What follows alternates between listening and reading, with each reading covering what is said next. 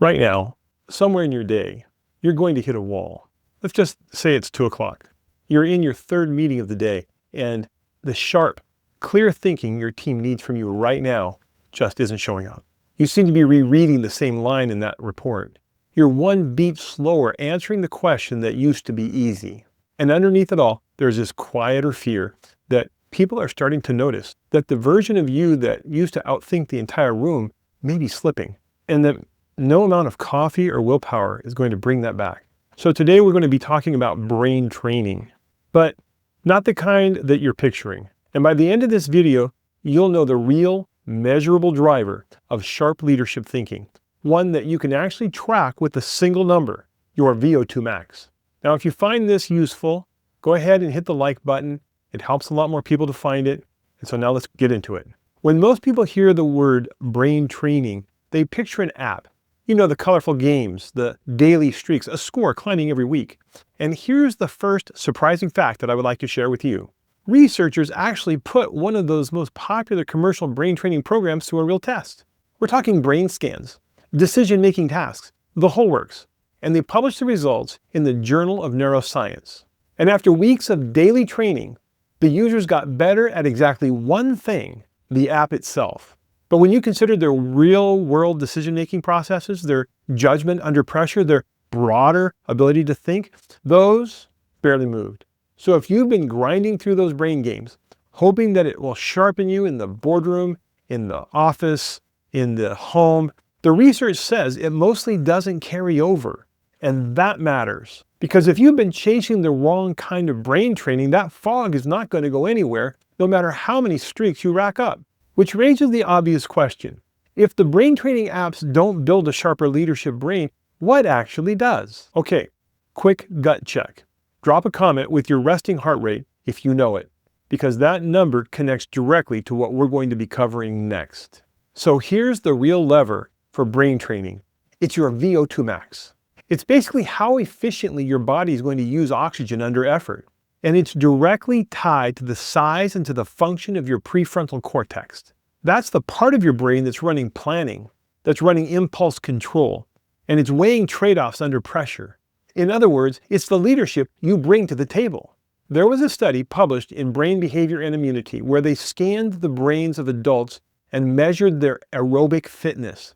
And what they found was that fitter adults had a greater amount of gray matter volume in the dorsolateral prefrontal cortex specifically. And that extra volume is what explained their sharper performance on the tests of inhibition, of working memory, the exact skills behind staying composed in tense negotiations or holding your reasoning together when three people are talking over each other.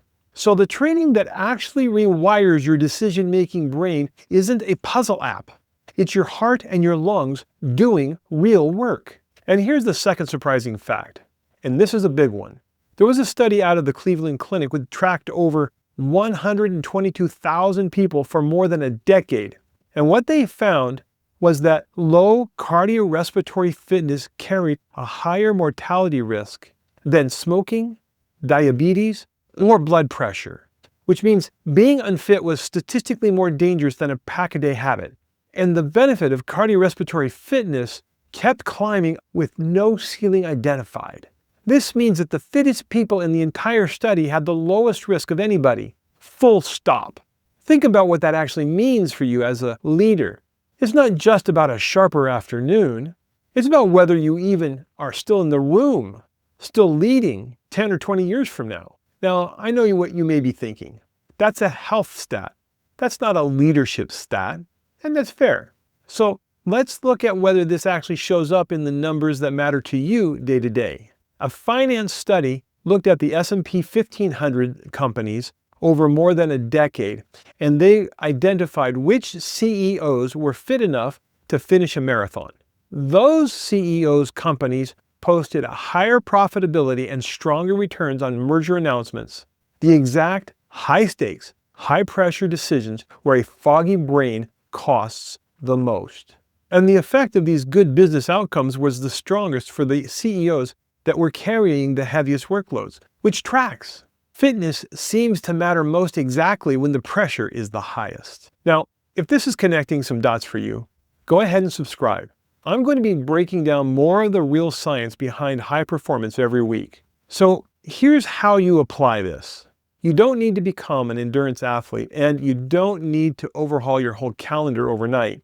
The research on raising VO2 max points to a simple combination: a few sessions a week of easy, sustained cardio.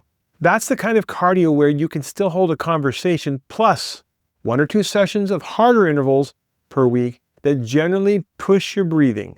This is a style of training exercise physiologists have studied for years under names like the 4x4 protocol. That's the physical side of brain training. And if you want to compound the effect even further, there's real evidence for that too. Meta-analysis, published in the Frontiers in Human Neuroscience, looked at the combined cognitive and physical training and found that it produced a modest extra edge on executive function compared to cognitive training alone.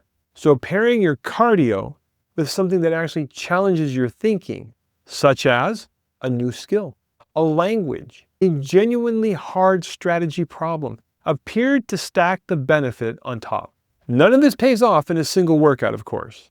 It's a slow and compounding trade, trading weeks of unglamorous cardio for years of brain that still shows up when everything's on the line. That's brain training that actually works. It's not a game on your phone, but a body that delivers oxygen to the brain built to handle pressure. And that's the real story behind brain training and the VO2 max. It's not about chasing a score in an app. It's about building the cardiovascular engine that lets your prefrontal cortex actually show up when it matters the most.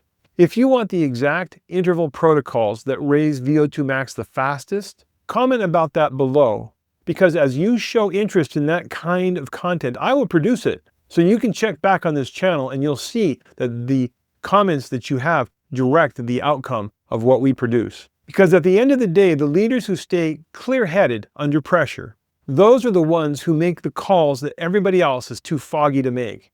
And that is what makes good leaders great. This is placeholder media that you'll see if you add a layout to an empty scene. You can go ahead and delete it.